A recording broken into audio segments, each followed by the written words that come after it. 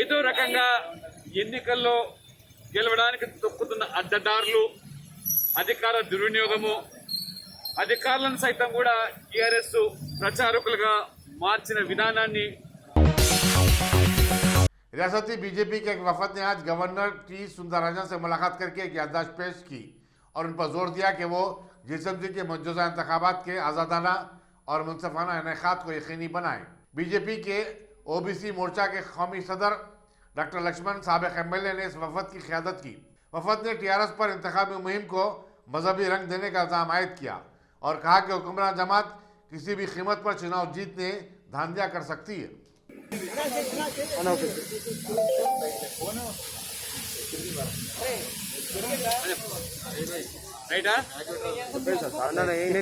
जनता party प्रतिनिधि బృందం ముగ్గురు సభ్యులు నాతో పాటు ఎమ్మెల్సీ రామచంద్రరావు గారు, జిహెచ్ఎంసీ ఎన్నికల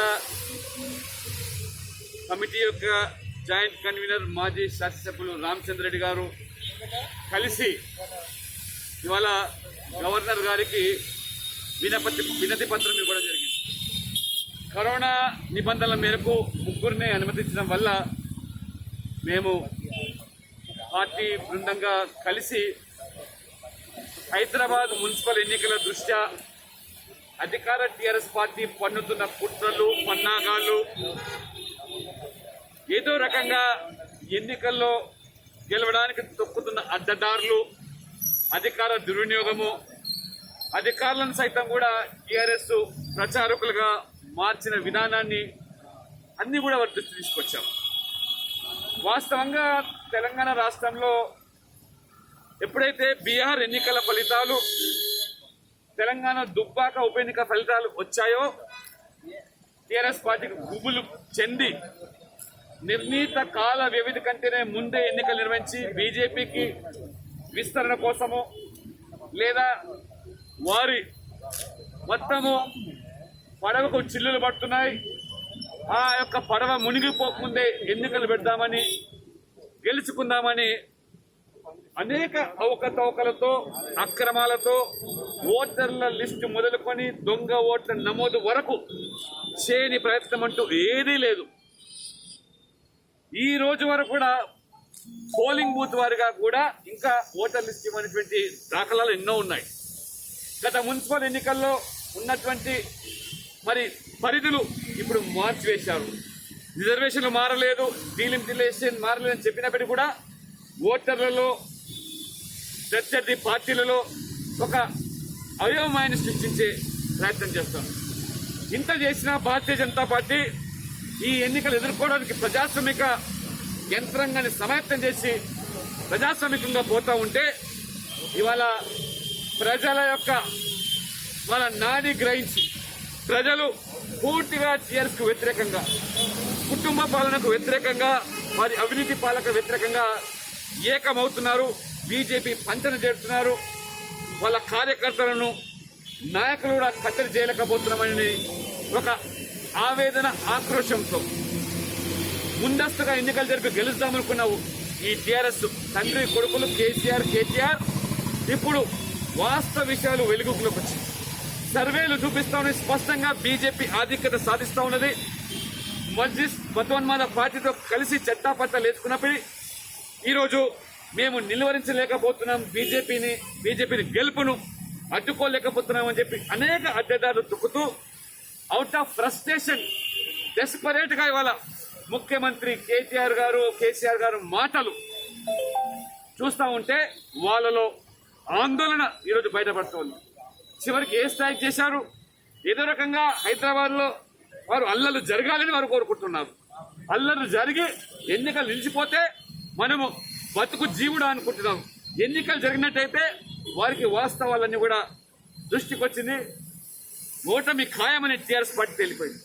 దుబ్బాక ఏదైతే ప్రజలు ఇచ్చిన తీర్పు, అక్కడ కర్రు కాల్చి వాత పెట్టిన విధానం చూస్తే మరి గ్రామీణ ప్రాంత ప్రజల్లో ఇంత వ్యతిరేకత ఉంటే పట్టణ ప్రజల్లో ముఖ్యంగా కరోనా ఎదుర్కోవడంలో వైఫల్యం చెందిన పార్టీ ప్రభుత్వం వరద కాలంలో, వర్షాకాలంలో ప్రజలు పడ్డ బాధలను వారు సకాలంలో వారికి పునరావాసం సహాయక చర్యలు చేపట్టకపోవడం అయితే కార్పొరేటర్ అవినీతి పట్టి పీడిస్తా ఉన్నది. అందుకనే ముఖ్యమంత్రి కార్యాలయం నుంచి ప్రకటన, అల్లలు జరుగుతాయి, అల్లలు సృష్టిస్తారు, పథకాలు జరుగుతాయని ప్రజల దృష్టిని వాళ్ళ వైఫల్యం నుంచి మళ్లించేటువంటి కుట్రలో భాగంగానే ఇటువంటి వ్యాఖ్యలు చేస్తున్నారు. ప్రభుత్వం మీది నిజంగా అల్లరి సృష్టించి కుట్రలు పన్నే వ్యక్తులు, సంస్థలు, పార్టీలు ఉంటే మీరు బాహాటంగా అరెస్ట్ చేసుకోవచ్చు.